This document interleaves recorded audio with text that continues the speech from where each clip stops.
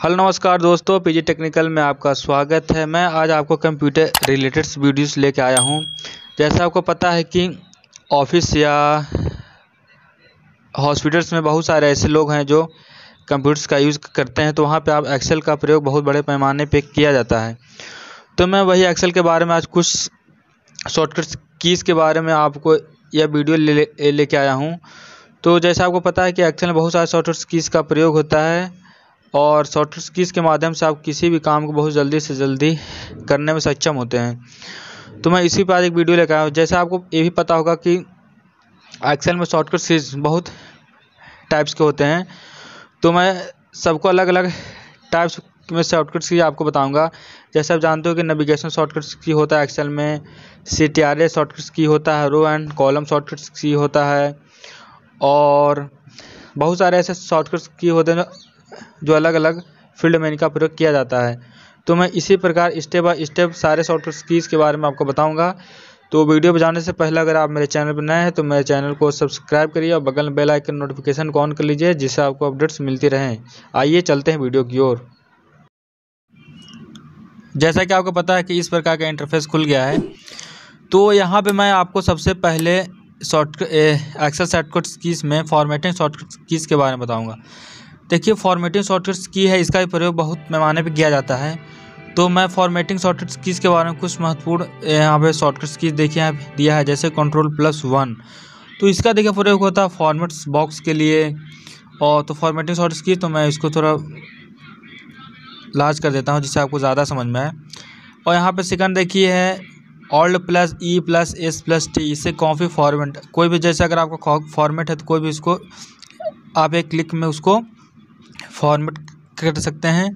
और तीसरा है यहाँ पे Alt+H+0, इसका देखिए प्रयोग होता है इंक्रीज डेसिमल के लिए। जैसे अगर आप कुछ डेसिमल वाली चीज़ अगर है तो अगर आप उसको बढ़ाना है उसके लिए Alt+H+9 का प्रयोग होता है डिक्रीज डेसिमल के लिए, जैसे आप घटा सकते हैं। और Alt+Shift+7 का प्रयोग होता है बॉक्सिंग के लिए। Alt+O+C+A का प्रयोग होता है फिट कॉलम विथ के लिए। और नेक्स्ट यहाँ पे Alt+H+O+R का प्रयोग होता है चेंज टेबल नेम्स के लिए। और यहाँ पे Alt+W+F का प्रयोग होता है अनस्प्लिट प्लेन्स के लिए। और Alt+W+S का यहाँ पे प्रयोग होता है इवन प्लस फ्रीज के लिए विंडो।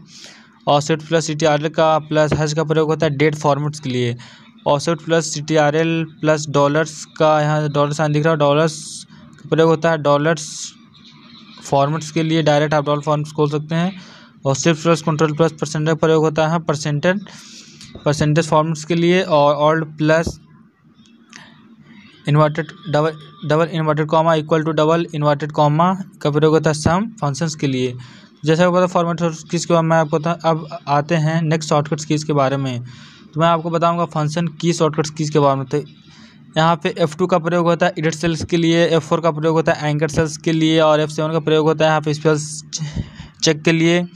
और F12 का प्रयोग होता है यहाँ पे सेव एज के लिए। मैं एक्सेल की बात कर रहा हूँ यहाँ पे। और Shift+F2 का प्रयोग होता है इंसर्ट कमेंट्स के लिए। और Shift+F8 का प्रयोग होता है इंसर्ट कमेंट्स के लिए। और Shift+F8 का प्रयोग होता है ऐड टू सिलेक्शन के लिए। और Shift+F10 का प्रयोग होता है राइट क्लिक्स के लिए। एंड Ctrl+F3 का प्रयोग होता है नेम एंड सेल्स के लिए। और Windows+D का प्रयोग होता है मिनिमाइज प्रोग्राम्स के लिए। तो जैसे कि आप यहाँ पर देख रहे हैं, मैं अब नेक्स्ट शॉर्टकट्स कीज़ के बारे में आता है CTRL शॉर्टकट्स की, जिसे हम कंट्रोल भी कहते हैं। तो इसका भी प्रयोग देखिए सबसे ज़्यादा होता है। अगर आप कोई भी बच्चे अगर एक्सेल का प्रयोग करते हैं तो CTRL शॉर्टकट की के बारे इसका ज़्यादा प्रयोग होता है।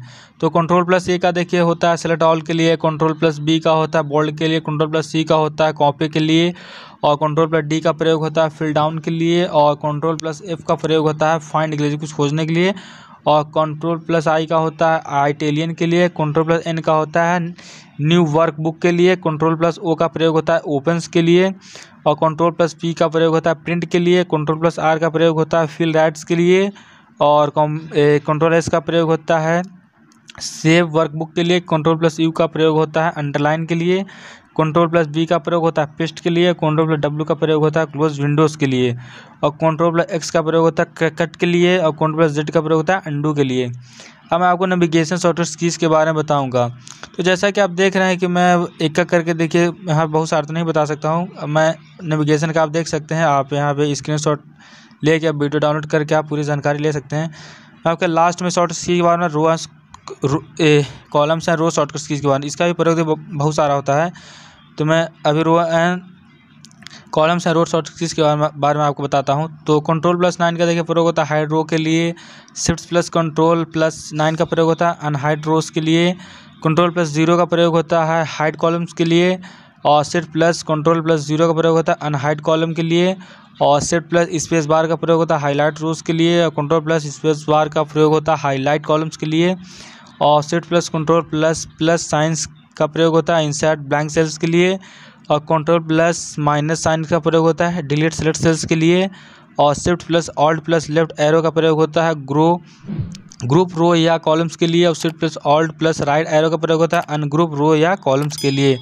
तो जैसा कि मैंने आपको इस वीडियो में बताया कि सारे एक्सेल के शॉर्टकट कीज़ के बारे में, यहाँ पर देखिए सबसे महत्वपूर्ण बात यह है कि मैंने आपको कोई भी ऐसे शॉर्टकट कीज़ के बारे में नहीं आपको बताया कि डायरेक्ट मैंने शॉर्टकट लेके बैठ गया। मैं सारे शॉर्टकट हेडिंग वाइज मैंने आपको बताया है कि फॉर्मेटिव शॉर्टकट क्या होते हैं, कंट्रोल शॉर्टकट्स क्या होते हैं, और फंक्शन की शॉर्टकट्स किस बार क्या होता है, नेविगेशन शॉर्टकट्स किस क्या होता है, कॉलम्स और रो शॉर्टकट्स क्या होता है। तो अगर आपको यह वीडियो पसंद आए तो मेरे चैनल को सब्सक्राइब करिए, लाइक करिए और बगल में बेल आइकन नोटिफिकेशन को ऑन कर दीजिए, जिससे आपको अपडेट्स मिलती रहे। और अगर आपको कोई भी और शॉर्टकट्स के बारे में जानकारी लेनी है तो मेरे डिस्क्रिप्शन बॉक्स में जाइए और कमेंट बॉक्स में ज़रूर लिखिए। धन्यवाद।